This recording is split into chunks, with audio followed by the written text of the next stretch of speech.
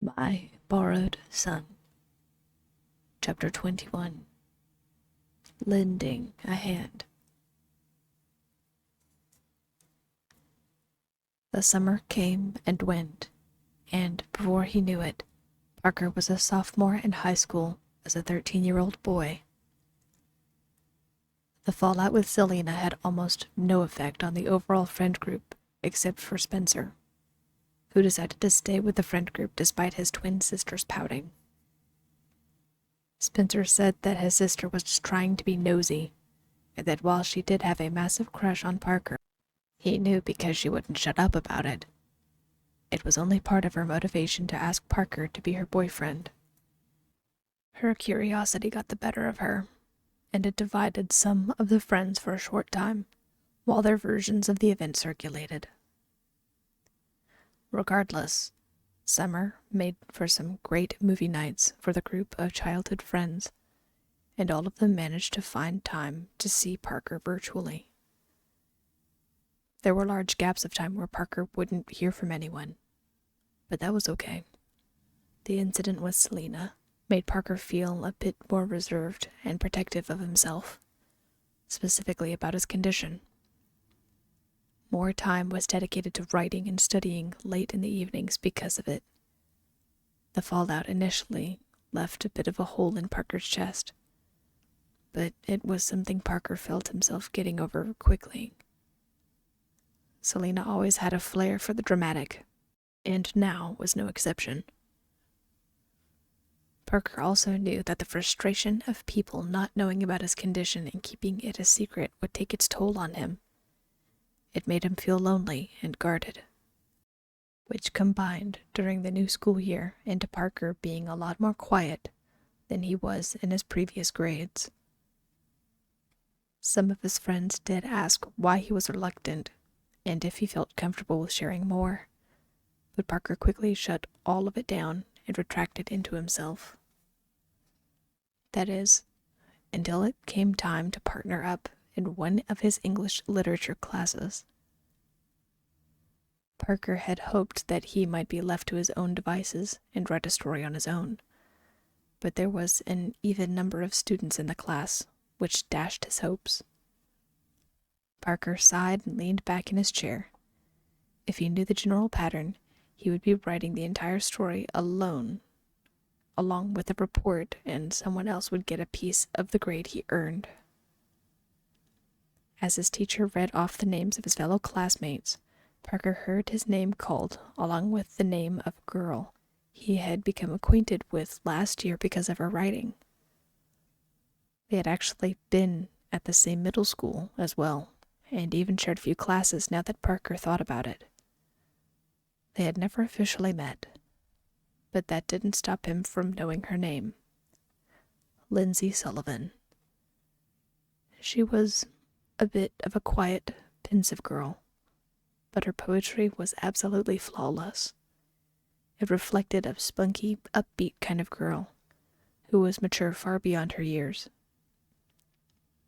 Parker didn't need to be an adult to tell that Lindsay was well-spoken, and knew exactly what she wanted and was willing to wait or do whatever was necessary to have it. She also had a subtle boldness about her. During a few instances where one of the other students was being picked on, it was Lindsay who helped come to that student's aid. There was a subtle intimidation that loomed behind her bright green eyes, and she knew it. So, when Parker heard his name paired with hers, Parker felt a sense of unease settle over him. There was something about her that, when they had class discussion together, made Parker feel like Lindsay could see right through the camera. Still, this was just for class. He wasn't going to talk to her outside of class. They were meant to talk for assignments, and that was all. Lindsay came over to her new desk in front of Parker's camera that was set up in class and smiled politely as she organized all of her books and notes on the desk. "Hey, Parker. It's nice to meet you, finally," smiled Lindsay. I think we've had a few classes together last year and in middle school, but we've just been ships passing in the night. Parker looked into her eyes and saw a bright spark of creativity blooming in those green eyes of hers. He smiled back politely, readjusting his tie, and nodded. Yeah, I was just thinking the same thing. It's nice to meet you too, Lindsay. Lyn, please, emphasized Lindsay, as she began tying her thick brown hair into a low bun. Don't get me wrong, I like my name, but I let my friends go by my nickname. Parker snorted in amusement. Are we friends? He asked. Lyn smiled and leaned forward on the desk, resting her chin onto the palm of her propped-up hand. I think so. We have each other's names, and we've had a few classes together. We just need to find out our favorite colors, and we're basically besties, grinned Lyn. Unless you're not comfortable with that, and prefer to be strictly professional. But where's the fun in that? Parker felt his cheeks getting a bit warm. Something about her features and her easygoing personality suddenly made him remember those nervous butterflies he felt when he and Selena talked all those months ago, and, instantly, he felt himself wanting to retract. The last time he was asked his favorite color was when Selena went into that random rant about how boyfriends and girlfriends told each other things, and Parker didn't want a repeat performance. Well, we're at school, and it's supposed to be more professional, stated Parker. Lyn sighed before shrugging her shoulders and snagging what looked like a fountain pen from her desk. Fair enough, Mr. Silverstein. Now, on to the assignment. We don't have a lot of time in class to finish discussing what our story is going to be about, and I don't want to have to work extra after school on something we could have knocked out right here and now, stated Lyn, as she began making notes at the top of the page. Her go-get-'em attitude was something Parker wasn't familiar with from his fellow students. Many of them took their education seriously, yes. However, it was usually Parker who had to bring the conversation back on track. Rarely did they delve immediately into the assignment. It was also odd that Lyn didn't ask anything about his condition. Parker's experience was that 99% of people, when one-on-one, would ask him at least something about why he was behind the camera at home and not in class. Not her. It was, in a word, refreshing, and soon Parker found himself enthralled in their conversation about what kind of story they were going to create for their literature course. So, part of the rubric says that we have to do extensive research in the area of our choosing. It must be historically accurate, within reason for a fantasy novel, so to me, this could mean a lot of things. And I can send an email regarding it, but I'm thinking that we need to find something we're both interested in that could potentially involve a lot of research. We also need to cite our sources for whatever we choose, which will be fun. So, what do you want to do some research on? What do we want our story to be about? Asked Lyn, as she tore her eyes away from the screen and onto Parker. Parker, whose eyes were mostly scanning the rubric, glanced over to catch her eyes again. A shiver crawled down his spine as he glanced back at the digital checklist their story needed to achieve. Well, I know what I want to do, but it's not for everyone, muttered Parker, as an idea was already formulating in his mind. Oh, let's hear it. No bad ideas, relatively speaking, stated Lyn. Parker bit his lip and glimpsed his space poster in the corner of his study room. He sighed and thought there was no harm in suggesting it. it was an idea he had already, but he planned on this being part of an independent series he would publish on his own.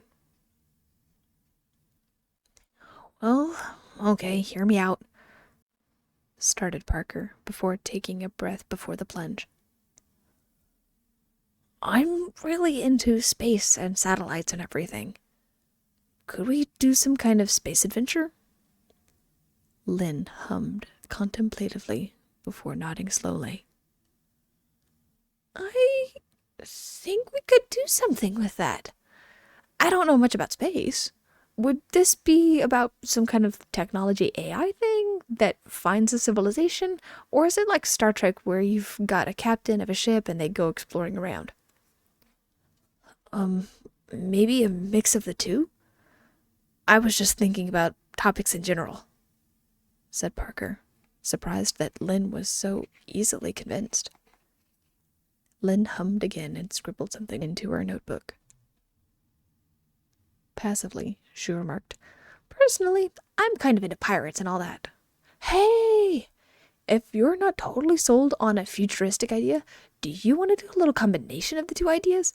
We have precedents with that one show, Firefly. Have you ever seen it?" Parker had actually seen the show recently, but he didn't see the very end of it because he had just started it. "You want to do space pirate cowboys?" asked Parker, finding the idea amusing and alluring at the same time.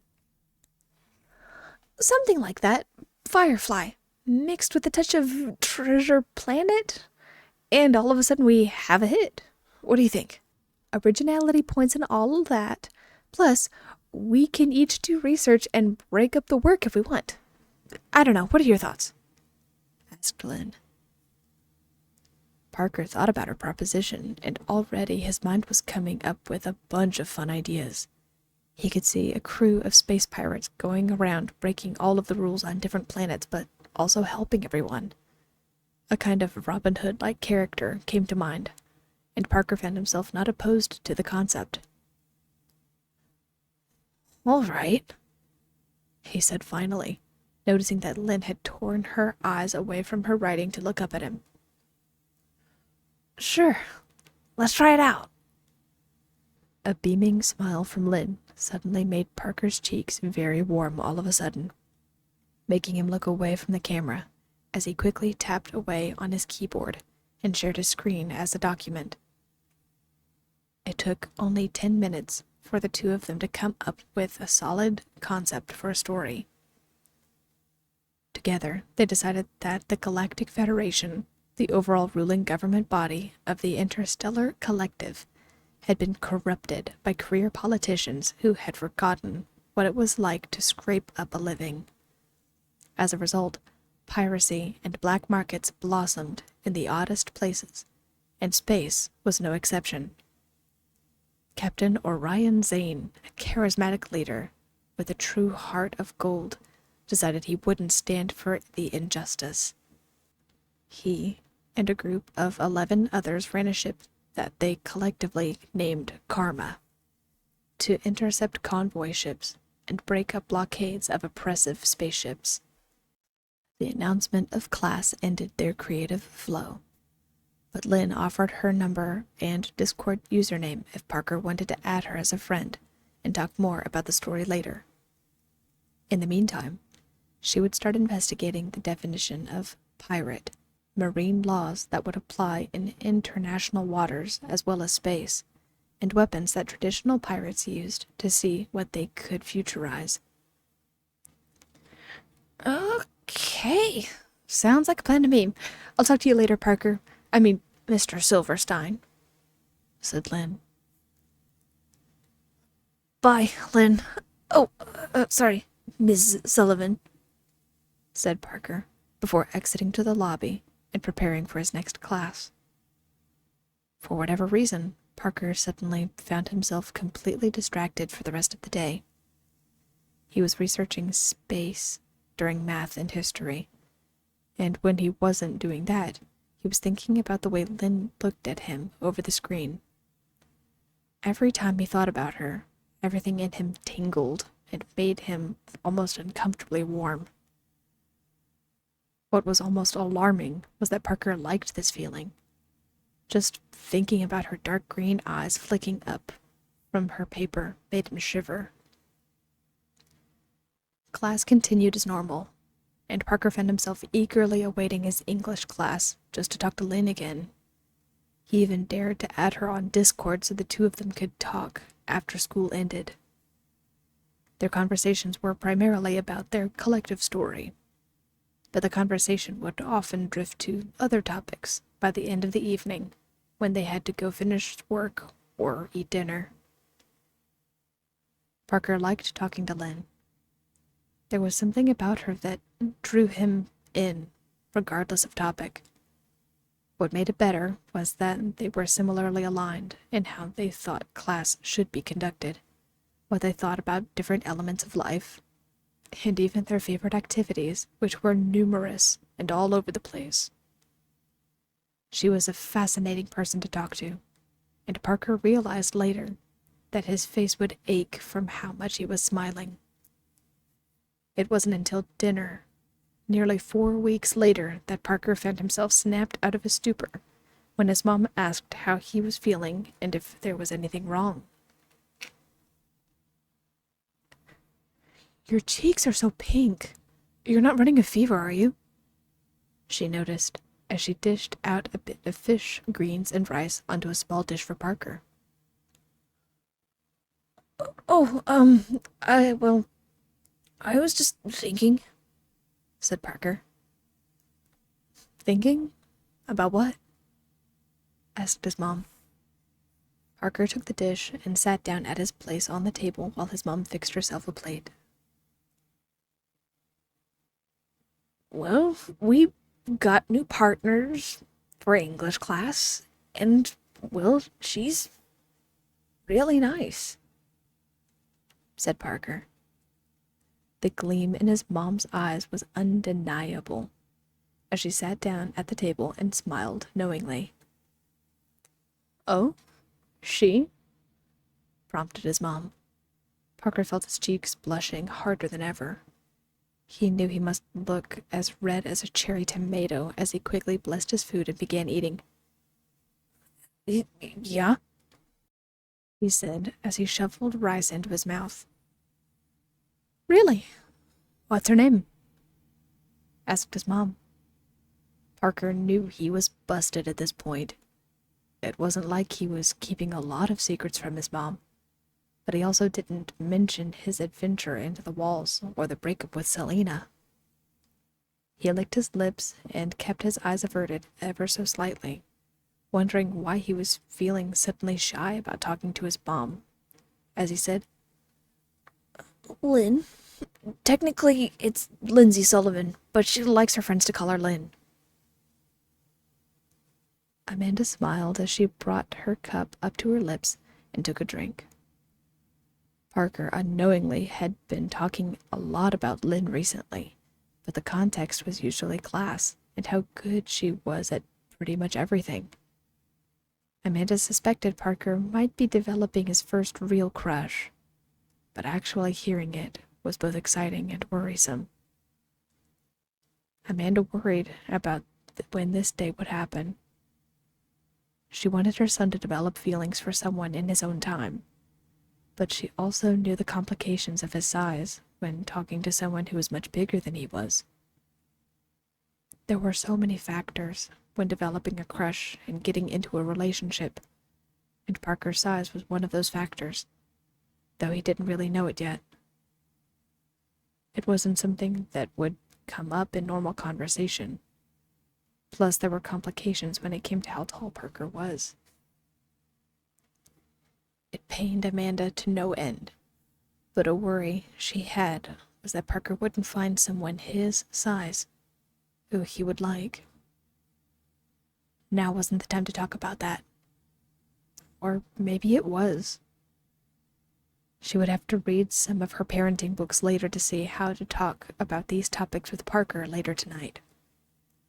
In the meantime, she decided to celebrate his feelings and encourage him. These feelings were natural after all. Well, Lynn sounds like a wonderful girl, remarked Amanda. At this, Parker's eyes changed. His mom swore she saw what she could only describe as dream eyes as Parker thought about his friend. Yeah, she's great. She's into photography and showed me some of her stuff. It's really impressive. She does these cool perspective shots of flowers and all sorts of other things. I need to show you some of these things she sent over Discord, said Parker, a bit too eagerly as he suddenly realized and went back to eating, cheeks bright scarlet. Yeah? Asked Amanda, hoping to prompt further reaction from her son. Sadly, Parker only elaborated a little as they finished their meal together. Parker was in a bit of a hurry because, according to him, he had an important assignment he needed to finish before the end of the night. But Amanda suspected that Parker simply wanted to get online and see if Lynn was online and available to chat. He excused himself from the table hurriedly and vanished back to his room, jogging across the floor and taking the stairs 2 at a time to make it back to his space. Amanda cleaned up after dinner, conflicting emotions swirling inside her. It was only a matter of time before Parker started asking the hard questions about why he couldn't go see Lynn in person. Drying her hands on a crumpled dish towel, Amanda retreated to her own room to do some research about talking to your children about difficult topics such as puberty, romance, and, most crushing of all, adoption. Well, I think we've got the chapters outlined well enough. How did your research go, by the way? Did you find the original case about space being international waters? Asked Lynn. She was laying on her stomach with her laptop propped up on some pillows and a lap desk as she scribbled and wrote in her notebook. Their conversation had been going on for 3 hours after dinner, and both of them were obviously starting to droop. Still, neither wanted to be the first to relent and hang up first. Yeah, I did actually. It's actually kind of a combination between 2 or 3 different laws if I'm reading everything correctly. One of them is the Outer Space Treaty, the Accords, and the Moon Treaty. There are a bunch of laws and rules to go along with it, which I have in the shared document I shared with you, replied Parker, as he stifled a yawn. Oh, perfect.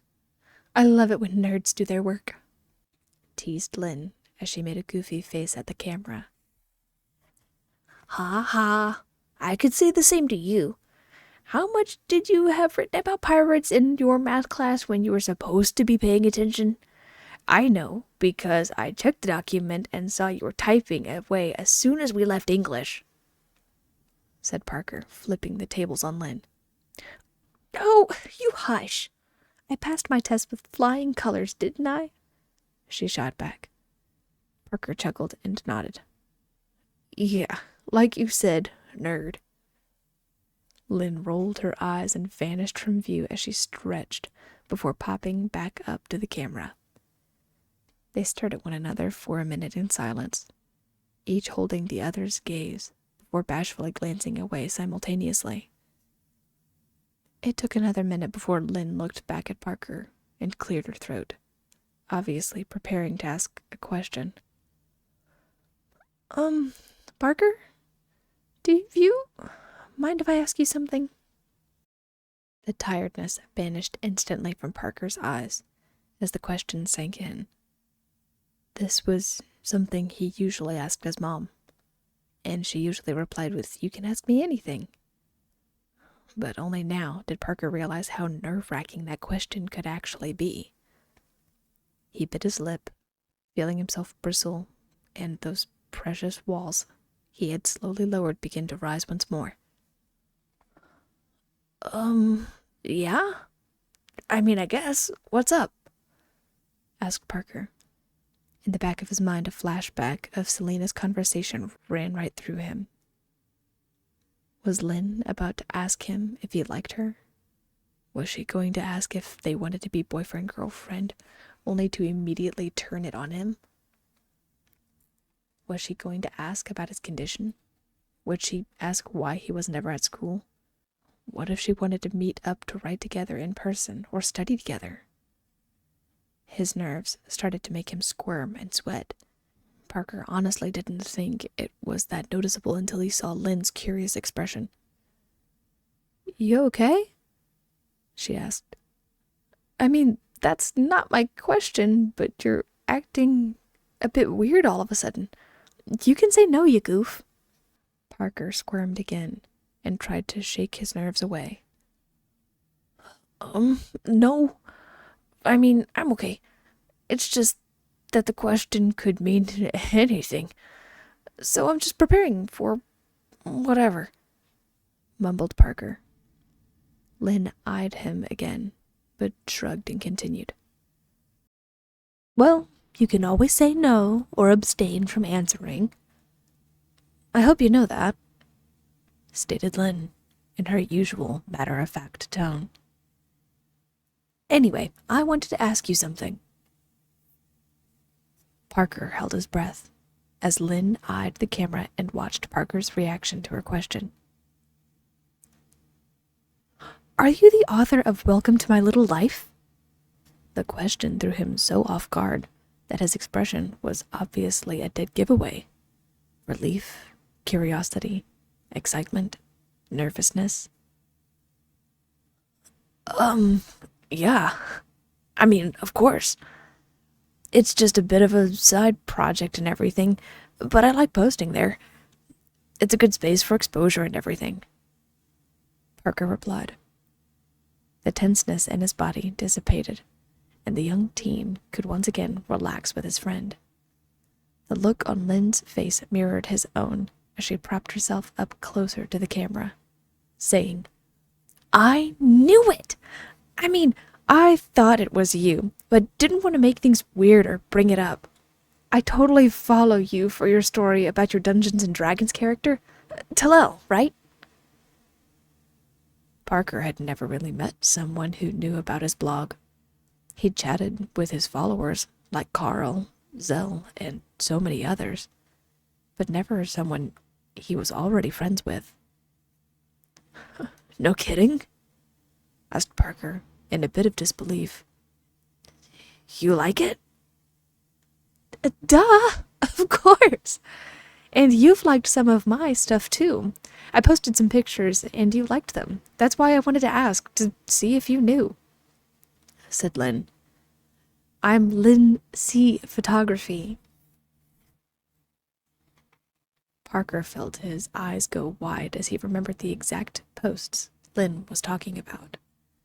The perspectives Lyn took was from the edge of a television stand that showed the depth and vastness of the living room while keeping everything in focus. "That's you? No way! I thought the style looked like yours, but I didn't know that was you." The two of them laughed at the strange coincidence. "How'd you even manage that perspective?" asked Parker. "HDR mode.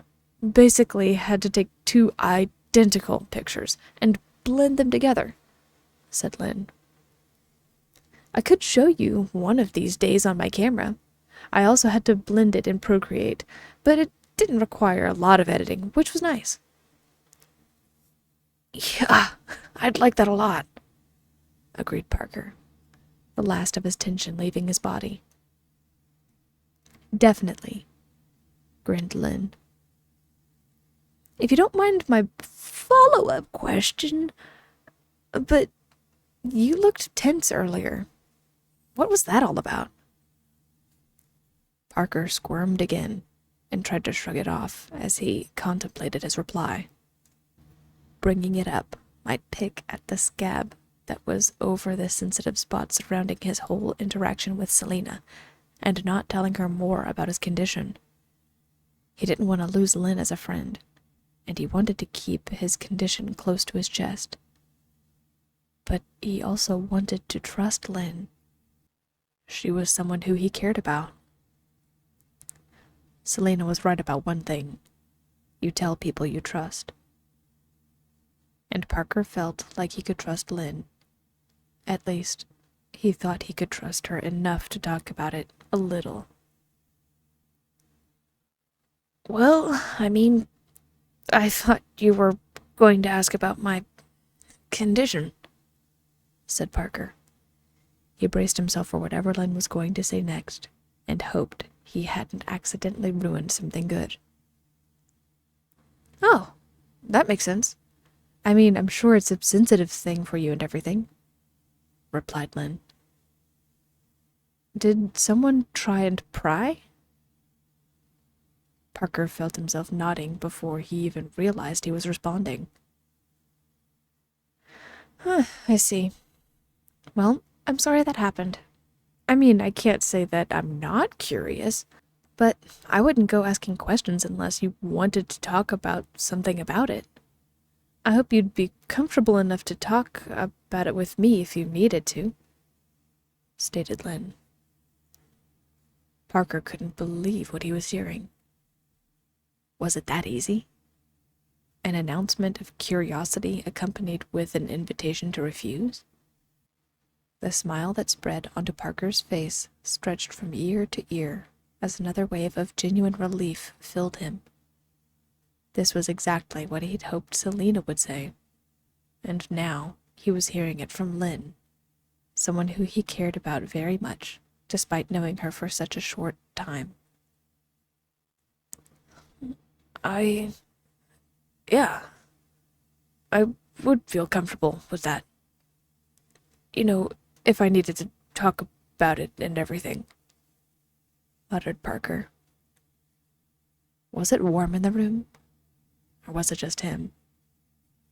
There was a moment where the two of them made eye contact through the lens of the camera, and, for a moment, Parker could have sworn she was right there looking at him. His entire body felt tingly and excited. It felt like electricity was filling his body, pouring itself over him and making his heart race and pound. Another minute passed before Lyn cleared her throat and continued their conversation. Good. Now, you have to tell me more about your story and where it's going to go. I swear your updates are so chaotic that it drives me crazy. What's going to happen with that princess? And is he going to cure the plague going through the community? I have to know. Parker laughed and shook his head. You know I can't spoil anything, Parker teased. Oh, spoil sport. You're either saying it because you're cruel and want to torture me, or because you don't know the answer, accused Lyn, obviously playing in a tone that made Parker's heart race. The two of them continued talking for the next hour, where, reluctantly, Parker revealed a few details of his story to appease Lyn, before the two of them signed off simultaneously, accidentally falling asleep for a moment before startling awake and saying goodnight.